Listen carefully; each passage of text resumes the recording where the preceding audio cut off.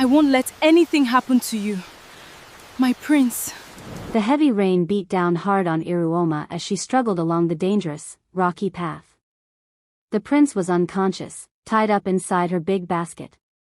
Her whole body shook from his weight, and sweat mixed with mud on her skin as she climbed the steep cliff all by herself. That a few times, her legs almost gave out, and she nearly fell into the dark space below. But each time, she held on tighter and kept pushing forward desperately. There was blood all over the prince's clothes, and his breathing was getting weaker and weaker. Tears filled Iruoma's eyes as she dragged herself up using the very last bit of her strength. "I won't let you die, my prince," she cried out painfully to his quiet body. Thunder boomed loudly across the sky. She tripped again and crashed hard onto her knees, but she still refused to leave him behind. What could make a simple village hunter risk her own life to save a prince that everyone else had already given up on? Stay with me, because this emotional story is full of sacrifice, danger, betrayal, love, and shocking secrets that will blow your mind.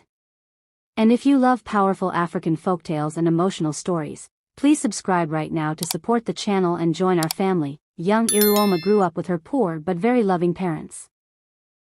They had nothing in this world except each other, but their home was always warm and full of quiet happiness. Her father used to tell her, "As long as we are together, hunger cannot break us." And her mother would smile softly, brushing Iruoma's hair, and say, "You are our light, my child." But one cold night changed everything. The wind was blowing hard, and the hut was completely quiet when sudden footsteps broke the silence. Before anyone could move, thieves forced their way inside. Her father jumped up immediately, standing in front of his wife and child to protect them. "Take whatever you want, but leave my family alone," he said firmly, even though his voice was shaking. One of the thieves laughed. "Get out of the way, old man." Her father refused to move. He picked up a stick to defend them, but in just a few seconds, a loud gunshot echoed through the small hut. Iruoma froze. She watched her father stagger backward with wide, shocked eyes before he fell heavily to the ground. "Father," she screamed, but her voice felt far away, like it wasn't even coming from her. Her mother rushed forward, crying, "No, please, stop." In all her panic and pain, her mother suddenly pointed at one of the thieves and screamed, "It's you. I know you. You used to come to our farm." The man's eyes changed instantly. Without wasting a second, they killed her, too, to shut her up. "Mother!" Iruoma cried out, trying to crawl forward, but she was too terrified to move. She hid behind a broken wooden box, shaking so hard that her teeth were chattering. She covered her mouth with her hands to stay completely quiet as she watched her whole life fall apart right in front of her. When the thieves finally left, the night became quiet again. But it was a different kind of quiet now, a heavy, dead silence. Little Iruoma crawled out slowly, shaking all over. Her voice broke as she touched her father's hand. "Wake up. Please, wake up." She shook him gently, and then harder, but he didn't move at all. She turned to her mother, crying even louder now. "Mama, please talk to me." But there was no answer. She collapsed between the two of them, crying her eyes out until she had no tears left. The next morning, the villagers arrived after hearing what happened. They whispered in low voices, shook their heads sadly, and helped bury her parents. The ground swallowed their bodies, and just like that, everything they used to be turned into total silence. But after the burial, no one stayed behind. Nobody asked Iruoma where she would sleep that night. Nobody held her hand, and nobody said, "Come home with me." One woman whispered, "She is all on her own now," and walked away. A man added, "Life will teach her a lesson." And one by one, they all left her behind. That day, Iruoma became invisible to everyone. Days turned into weeks, and hunger became her closest friend. She had to learn how to survive just like the animals do. She picked wild fruits in the forest and ate whatever she could find. She carried bundles of firewood that were heavier than her own body, dragging them all the way to the market just to make a few small coins. Sometimes she worked on people's farms under the hot sun, until her hands bled from the rough soil. At night, She slept on the cold ground with an empty stomach, whispering to herself, I have to live. I cannot die here. Slowly, this hard life made her tough. She learned how to set traps for small animals. She learned how to hunt, and she learned how to defend herself when the village boys tried to bully her. Pain became her teacher, and silence became her shield. The forest slowly became her only family. Whenever the loneliness got too heavy to bear, she would walk deep into the woods and whisper to the trees, at least you don't hate me. Sometimes she would sing softly to the birds, her voice shaky but full of emotion. You are my only friends. Please don't leave me, too. And somehow, the forest answered her in its own quiet way. The birds stayed around longer when she sang, and the animals stopped running away the moment she walked past. The wind felt a lot less cruel than the voices of human beings. Years passed, and Iruoma changed. Her shoulders grew strong from carrying heavy loads. Her palms became as rough as stone from endless hard work. Her body toughened up, not because she was full of hate, but simply to survive, but the villagers only mocked her without mercy. She looks like a man, they would say, laughing at her. One woman in the market would whisper loudly to others, no man will ever marry that hunter girl. Children would copy the way she walked and laugh behind her back, but Iruoma never said a word. She just gripped whatever she was carrying a little tighter and walked away. Her silence was louder than all their mean words. Yet, underneath all that strength, she was still just a woman who wanted to be loved. No matter how hard life had been, deep down, Iruoma still whispered to herself at night, if someone could just really see me, maybe I wouldn't feel this alone. As the years went by, everyone in the village came to know Iruoma, not just for her strength, but for the heavy sadness that seemed to follow her everywhere. But while others made fun of her, there was one young man who looked at her completely differently. His name was Ikedi. Ikedi was gentle, quiet, and very kind. Unlike the others, he noticed the small things that nobody else cared about. He saw how Iruoma would carry crying children on her back whenever they got hurt while playing. He noticed how she secretly dropped food for the hungry dogs near the market. He watched her help old women carry their heavy baskets without ever asking for money. Sometimes, he would stand at a distance watching her and whisper to himself, they only look at her rough hands. They don't see her beautiful heart. One evening, Ikedi found Iruoma sitting by the river, washing blood off her hunting knife after returning from the forest. The orange light of the sunset was resting softly on her face. Ikedi built up his courage and walked toward her slowly. Iruoma looked up immediately, her eyes sharp and defensive. What do you want? She asked coldly. Ikedi smiled nervously. Nothing bad. She looked away. People only come near me when they want to laugh at me. Ikedi shook his head gently. Not me. Iruoma stayed quiet. Ikedi carefully sat down next to her, even though she looked uncomfortable. I've been watching you for a long time, he said softly. You are stronger than everyone else in this village, but your heart is still so soft. Iruoma let out a bitter laugh.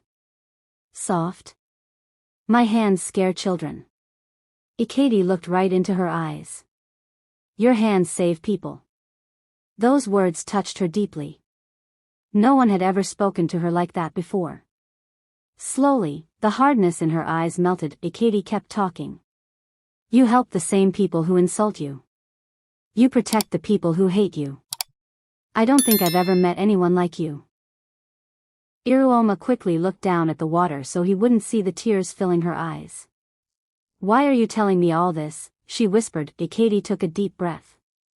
Because I love you, Iruoma. Suddenly, the whole world felt completely still around her. She stared at him, unable to believe what she was hearing. Me? She asked weakly. Yes, Ikedi answered firmly. And not because I feel sorry for you. I truly love you. For the first time in many years, Iruoma felt a warm feeling inside her chest. Slowly, she allowed herself to start hoping again. They began spending time together quietly. Ikedi would wait for her after she finished at the market. Sometimes they would sit under the trees and just talk for hours. Iruoma slowly started smiling more and more. One day, she told him softly, "I thought nobody would ever see me as a woman." Ikedi held her rough hands gently and replied, "Then they are all blind." But their happiness didn't last long. When Ikedi finally told his parents that he wanted to marry Iruoma, the whole house erupted in anger. His mother screamed so loud she nearly brought the roof down. "Over my dead body," she shouted. "That girl? That forest hunter?" His father burst out laughing mockingly. "Have you lost your mind? You want to marry another man?" Ikedi tried his best to defend her. "She's kind. She's hardworking. She has suffered a lot," Ikedi said, but his mother cut him off angrily. "There are beautiful girls everywhere, and you choose the one everyone is afraid of?" Word spread fast through the village, and Ikedi's friends started making fun of him openly. "Ikedi wants a wife who can wrestle him," one laughed, another added, "Be careful, or she'll carry you on her shoulders like a bundle of firewood." The laughter humiliated him deeply, and slowly, fear crawled into his heart. The pressure became way too much for him to handle. He started avoiding Iruoma. His visits became rare, and his smiles completely disappeared. One evening, Iruoma waited by the river until the sky turned pitch black, but he never showed up. The next day, she saw him walking with his friends. When their eyes met, Ikedi looked away. That single moment broke something deep inside her. Later, she confronted him quietly. "Did I do something wrong?" she asked. Ikedi couldn't even look her in the eye. "My parents will never agree," he muttered weakly. "People are talking." Iruoma swallowed the painful lump in her throat. "And what do you want?"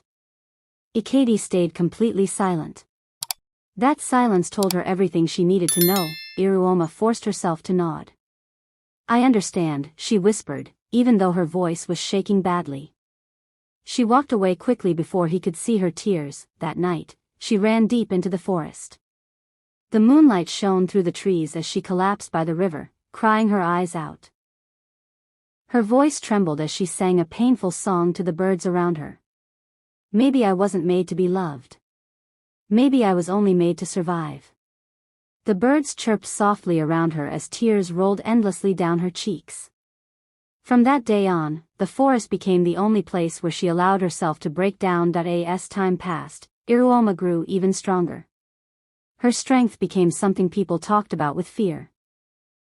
Men avoided picking fights with her because they knew she could fight harder than most of them. She lifted heavy loads that men struggled with, and her hunting skills became legendary. Some people even whispered that the forest spirits were protecting her. One hot afternoon, a group of young women returning from the stream got cornered by some village thugs. The men blocked their path, laughing wickedly and trying to touch them. The girls screamed in terror. Suddenly, a powerful voice boomed behind them. "Leave them alone." Everyone turned around. Iruoma was standing there, holding a thick wooden stick across her shoulders. One of the thugs laughed mockingly.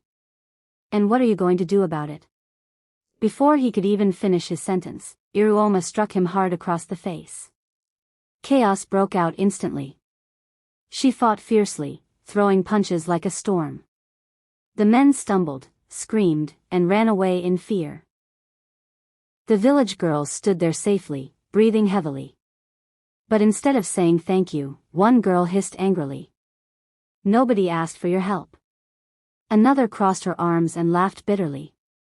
"That's why no man wants you. You act just like a man." The words cut deeper than knives. Iruoma looked at them silently for a moment. Her lips parted slightly as if she wanted to say something, but no words came out. She simply turned around and walked away quietly. That evening, she went back to the forest again. She sat under a tree while the wind moved gently through the leaves. Tears streamed down her face as she sang softly to the birds. "Why does kindness always bring me pain?" Her voice broke with every single word. The birds stayed close to her quietly, while the forest listened to the deep sorrow that no human ever cared enough to hear. One hot afternoon, Iruoma moved quietly through the forest with her hunting spear resting on her shoulder. The trees swayed gently as birds sang above her head. She had spent the whole morning tracking animals but hadn't caught anything. Still, the forest calmed her heart in a way that people never could. As she stepped carefully through the bushes, sudden angry voices shattered the quiet air. Iruoma stopped instantly, her eyes narrowing. Slowly, she crouched behind the thick trees and carefully pushed some leaves aside. What she saw made her heart jump. Standing right at the edge of a dangerous cliff was Prince Chidiomimu himself, surrounded by enemy warriors from a neighboring land. The prince's face was filled with anger as he argued fiercely with them. "This land belongs to my people," he said boldly. "You cannot keep crossing into our territory." One of the warriors spat angrily on the ground. "The forest doesn't belong to your father alone." Another warrior stepped closer to the prince and growled, "Tell your kingdom to stay away from our side." But Prince Chidiomimu refused to back down. "I will not give up my people's land just because of your threats," he replied firmly. The tension grew heavier and heavier. Iruoma watched closely from her hiding spot, her heart beating fast. She could feel danger rising like a storm. Suddenly, one of the warriors shoved the prince violently. Everything happened too fast. Prince Chidiomimu lost his balance right at the edge of the cliff. His eyes went wide with shock as his body slipped backward, and then he fell right over the edge. The sound of crashing rocks echoed from below. The warriors froze in horror. "Run!" one of them shouted in a panic. Immediately, they all fled into the forest. For a second, Iruoma stood frozen. Then, her instinct took over. "No," she whispered, before sprinting through the trees at full speed. Unlike the others, Iruoma knew the hidden paths of the forest. She leaped over fallen logs, pushed through thick bushes, and slid down dangerous slopes without slowing down once. Her breathing became heavy, but she didn't stop. Finally, she reached the bottom of the cliff. Prince Chidiomimu was lying among broken branches and sharp rocks, his body twisted painfully. Blood stained his royal clothes, and his breathing was weak and uneven. Iruoma dropped to her knees immediately. "Prince!" she cried softly, touching his face carefully. There was no response. She placed her ear close to his chest and finally heard a faint heartbeat. A wave of relief rushed through her. "You must not die," she whispered desperately. Quickly, she tore a piece of her wrapper and tied his wounds tightly to stop the bleeding. Then, she looked up at the steep, towering cliff above her. The journey back would be almost impossible, but Iruoma refused to leave him behind. With a massive effort, she lifted the prince and put him into her large basket. The heavy weight nearly dragged her straight to the ground. She staggered forward, breathing hard. "Stay alive," she muttered over and over again. Step after step, she climbed the dangerous paths all by herself. Sweat poured heavily down her face and body, and her legs shook from total exhaustion. Several times she slipped and almost fell backward with the prince still inside her basket. At one point, she dropped straight to her knees, gasping painfully for air. Tears filled her eyes as she looked up at the sky. "Please, just let me reach the palace," she begged weakly. Somehow, she forced herself back up. Her muscles burned with pain, but she kept climbing. Hours later, Iruoma finally came out of the forest, carrying the unconscious prince toward the palace gates. The palace guards saw them and immediately panicked. "The prince," one guard shouted loudly. "Open the gates." Servants and guards rushed everywhere in total confusion. The king himself came running outside, terrified. But the moment he saw blood covering his son's body and Iruoma standing over him, his face darkened with pure rage. "What did you do to my son?" he thundered. Iruoma shook her head quickly. "No, I saved him." Warriors from the neighboring land pushed him off the cliff. But the king was completely blinded by fear and anger. Seeing her rough appearance, the blood on her clothes, and his unconscious son, he immediately jumped to the wrong conclusion. "Enough," he roared furiously. "Lock her away." Iruoma's eyes went wide with shock. "Your Majesty, please listen to me," she begged. "I carried him here myself." But nobody listened. The guards grabbed her violently. She struggled with all her might. Please, he was still breathing. I saved him. One guard slapped her hard across the face. Silence. They dragged her across the palace ground while the healers rushed the prince inside for treatment. The king followed his son without looking back at her even once. Deep underground, the guards threw Iruoma into a dark dungeon. The heavy iron door slammed shut behind her, and darkness swallowed everything. No food came, no water, and no light. Hours turned into days. Above ground, the herbalists worked day and night, trying to save Prince Chidiomi's life. The entire palace prayed for him, but nobody remembered the woman who had carried him there. Nobody stopped to ask if she was innocent. Back in the village, people heard rumors about what happened. Some shook their heads mockingly. That wild woman finally got what she deserves, one man said. Another woman laughed softly. Maybe she thought saving the prince would make her important. Nobody defended her. Nobody even looked for her. Inside the dungeon, Iruoma slowly grew weaker. Hunger twisted her stomach painfully, and her lips became dry and cracked. Her body trembled from exhaustion. Sometimes she pressed herself against the cold stone wall, whispering weakly, "I only wanted to help him." But only silence answered her. As the days passed, her mind slowly began to slip away into the darkness. Sometimes she heard birds singing, even though the cell was empty. Sometimes she smiled weakly at the empty corners of the room. "You came back for me?" she would whisper softly to the imaginary birds. Then, tears would slide down her hollow face. One night, lying weakly on the cold floor, she closed her eyes and whispered painfully into the dark, "Maybe this is how forgotten people die." Then, very softly, sounding like a little child again, she began singing broken songs to the imaginary birds around her, quietly waiting for death to come. After many painful days between life and death, Prince Chidiomiya finally opened his eyes. The room was quiet, except for the smell of burning herbs and the soft whispers of the healers nearby. His body ached heavily and his breathing was still weak, but his memory slowly rushed back. He remembered the forest, the argument, and the cliff. Then, suddenly, he remembered her. His eyes widened immediately. "Where is she?" he asked weakly. The healers looked at each other in total confusion. Prince Chidiomiya struggled to sit up, despite the sharp pain tearing through his body. "The young woman," he said urgently. "Where is the young woman who saved me?" A servant quickly rushed out to inform the king that the prince was awake. Moments later, the king entered the room, relief shining in his eyes. "My son," he whispered emotionally, sitting down beside him. "The gods have spared your life." But Prince Chidiomiya grabbed his father's arm immediately. "Where is the woman who brought me here?" The king frowned slightly. "Rest first. You are still very weak." "No," the prince said firmly. "Listen to me." His voice grew stronger despite the pain. "Warriors from the neighboring land attacked me in the forest. They pushed me off the cliff. That woman saved my life." The room suddenly went dead silent. The king stared at him carefully, unsure if the prince was talking straight or if he was still confused from the sickness. Prince Chidiomiya continued slowly, "She carried me back all by herself. I would be dead right now if it weren't for her." The king forced a small smile. "You have been unconscious for many days, my son. Your mind is still recovering." But the prince's expression darkened instantly.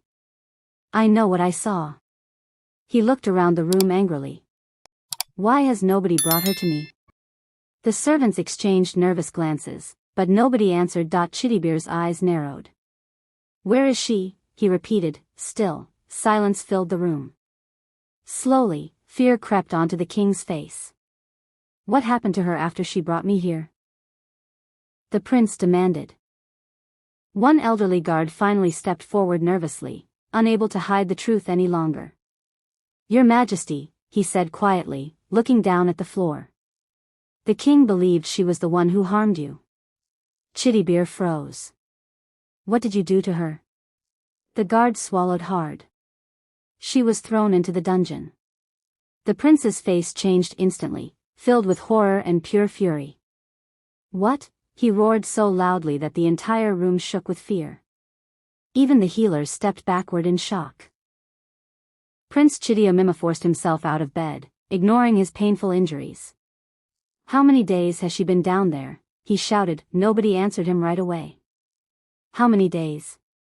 "Since the day you arrived, my prince," a guard whispered weakly. Pure rage exploded inside Chittybeer.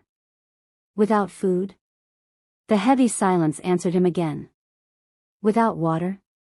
Tears filled the servant's eyes as she lowered her head in shame. Chittybeer pushed past everyone immediately. "Open that dungeon right now," he thundered. The king tried to stop him. "My son, you are still too weak." "Weak?" Chittybeer turned furiously to his father. "A woman carried me all the way through the forest to save my life, while all of you left her down there to die like an animal." Nobody could answer him. He stormed through the palace with the guards running right behind him. When the dungeon door finally opened, a horrible, stale smell rushed out. The darkness inside felt cold and lifeless. Chittybeer stepped forward slowly, and then he saw her. Iruoma was curled up weakly against the wall, barely moving.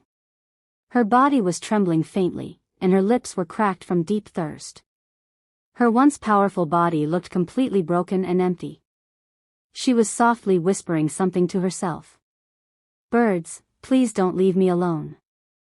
Chittybeer's chest tightened with sharp pain. "Iruoma," he whispered. At first, she didn't respond. Slowly, her weak eyes opened just a little bit. She stared at him as if she couldn't tell whether he was real or just another hunger dream. The prince dropped to his knees beside her immediately. "Oh gods," he whispered painfully.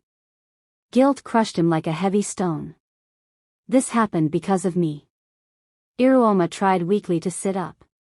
"You survived," she whispered faintly. Even after everything she had been through, she still sounded relieved that he was alive. Tears burned Chittybeer's eyes. "Don't speak," he said softly. "Please forgive me." The guards carefully carried Iruoma out of the dungeon. Her body shook from total weakness, and her head rested helplessly against a guard's shoulder. The palace workers stared in absolute shock when they saw how badly she had suffered. Chittybeer walked silently right beside her, his fists clenched tightly with anger at himself and everyone who had failed her. "From this exact moment," he ordered loudly, "she will receive the highest care in this palace." Immediately, the servants rushed to obey him. Iruoma was bathed gently in warm water scented with healing herbs. The dirt and suffering that had clung to her body for years slowly washed away. Soft, beautiful clothes replaced her torn rags. Warm food was brought carefully to her room, though she could barely eat anything at first because her body was just too weak. The herbal healers treated the wounds on her hands and feet. They massaged away years of pain and tension from her hardened muscles. At first, Iruoma didn't know how to handle the kindness. Whenever the servants approached her gently, she looked frightened and confused. One servant smiled warmly while brushing her hair. "You don't have to fear anymore," she whispered softly. But Iruoma struggled to believe those words. One evening, Chittybeer visited her quietly. He found her staring out the window at some birds resting near the trees. "You always watch the birds," he said softly. Iruoma nodded slowly. "They stayed with me when people did not." The prince sat beside her carefully. "You saved my life, even though the world was so cruel to you." Iruoma looked down quietly. "I only did what my heart told me to do." Chittybeer stared at her with deep admiration. There was no greed inside her, and no bitterness. Despite all the pain she had suffered, her heart remained completely pure. Slowly, he found himself wanting to spend more and more time with her every single day. They spoke for hours about life, loneliness, and the forest. Sometimes she told him stories about the animals she met while hunting. Other times, he just listened to her sing softly by the window. As the weeks passed, Iruoma slowly changed. The proper care softened the harsh look that years of suffering had carved into her body. Her skin began to glow warmly, and her thick hair grew beautifully once more.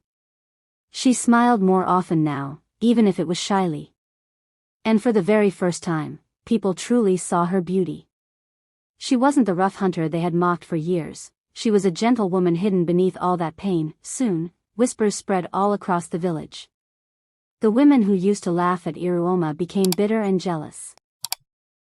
How can the prince spend so much time with her? One complained angrily. Mothers who had spent years training their daughters to marry Prince Chidamima became absolutely furious. After all our training and sacrifices, he chooses a forest woman? The rumors spread everywhere like wildfire. But inside the palace, Prince Chidamima didn't care about what people said anymore. Every day he looked at Iruoma, he didn't see the woman the village mocked. He saw the woman who was strong enough to carry another human being between life and death without expecting a single thing in return. One evening, Prince Chidamima stood before the king with a calm but serious face. The elders and chiefs were sitting nearby, discussing palace matters, when the prince suddenly spoke up. "Father," he said firmly, "I want to marry Iruoma." The entire room fell dead silent. The king stared at him in total disbelief. One chief nearly choked from shock, and another elder frowned deeply. "Your Highness," one chief said carefully, "surely this is a joke." But Chidibeer's face remained completely serious. The king slowly stood up. "Marry Iruoma?" he asked. "The hunter girl?" Murmurs immediately filled the room, and the noble families who heard the news became absolutely furious. "An orphan can never become queen," one noble woman hissed bitterly. Another said mockingly, "Is the palace now going to become a home for villagers and hunters?" The insult spread quickly throughout the whole kingdom. But Prince Chidamima refused to back down. He stood proudly before everyone and declared, "When I was dying out there, none of your noble daughters entered that forest to save me." The room went completely quiet. He continued, his voice full of deep emotion, "The woman you are all making fun of carried me between life and death with her own strength. While everyone else feared blood and danger, she fought death all alone to save a man who had never even spoken to her before." The king looked deeply troubled but stayed silent. Chidibeer stepped closer to him. "Father, if kindness, courage, loyalty, and sacrifice are not enough to make someone a queen, then what is?" Meanwhile, Iruoma herself was filled with fear. The moment she heard the prince wanted to marry her, her heart became restless. She stood before him one evening with tears in her eyes. "I don't belong in the palace," she whispered painfully. "People like me are not meant to wear crowns." Chidibeer looked at her gently. "Who told you that?" Iruoma lowered her eyes. "The whole village, my entire life." She remembered every single insult, every laugh, and every cruel word people had ever said to her. "They said no man would ever want me," she whispered weakly. "They said I was too rough to be loved." Chidibeer lifted her chin softly. "They lied." Slowly, the king began to watch Iruoma more closely. He noticed how respectfully she spoke to the servants, and how she never acted proud despite everything she had been through. He saw her kindness toward weak people and her quiet strength during tough moments. One afternoon, the king found her personally helping an elderly servant carry heavy water pots. "Why are you doing this yourself?" he asked in surprise. Iruoma smiled softly.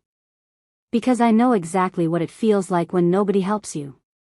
Those words touched the king deeply.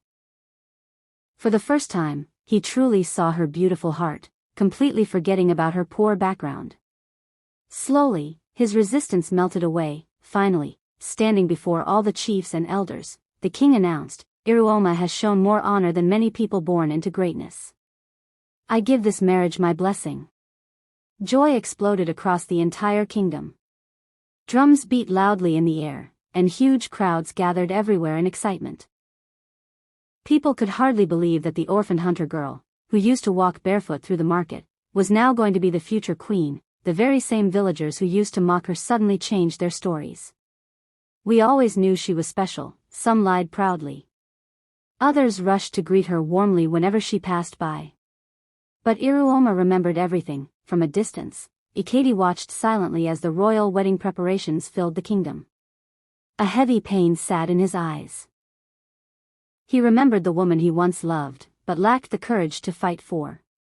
Now she was standing right beside the prince, while he was stuck in the crowd, carrying a heart full of regret. The wedding day finally arrived. The palace was shining with beauty and celebration. Music echoed through the kingdom, and people danced with excitement. Iruoma walked slowly toward Prince Chidiomi, dressed in gorgeous royal clothes. Yet, deep down inside, she still remembered the helpless little orphan girl who used to cry all alone in the forest. As she stood before the massive crowd, tears suddenly filled her eyes. For a brief second, she looked up toward the sky and whispered softly, "Mother, Father. I survived." Prince Chidiom immediately held her hands, his own eyes full of emotion. Before the entire kingdom, he placed the royal crown upon her head, and the crowd erupted into loud cheers and wild celebration. But even after becoming queen, Iruoma never forgot what it felt like to suffer. She fed hungry orphans with her own hands. She protected widows who had nobody else to stand up for them. She helped struggling families quietly, without ever looking for praise. Slowly, peace and wealth spread all through the land. The harvests became plentiful, trade increased, and joy returned to many homes. People started saying, "The queen brought blessings to us with her kindness." In time, Iruoma and Prince Chidiom were blessed with beautiful children. The palace that used to be full of loneliness was now filled with laughter and happiness, and one peaceful evening, Iruoma walked slowly through the palace gardens while the birds sang beautifully all around her. She stopped quietly and smiled, because the very same songs that once comforted her pain deep inside the lonely forest had finally become songs of pure joy. And just like that, the girl the world rejected became the woman who changed an entire kingdom. People made fun of Iruoma because they judged her by how she looked, but her heart was way more beautiful than the people who insulted her. Her kindness, even after suffering so much, completely changed her destiny. She proved that true strength doesn't come from muscles or power, but from surviving pain without becoming cruel. Pride and mockery made the villagers blind to her true worth, but in the end, her actions spoke much louder than their insults. Because sometimes, the people the world throws away are the exact ones chosen for greatness. Beneath scars, hardship, and loneliness, there can live a heart powerful enough to change the world.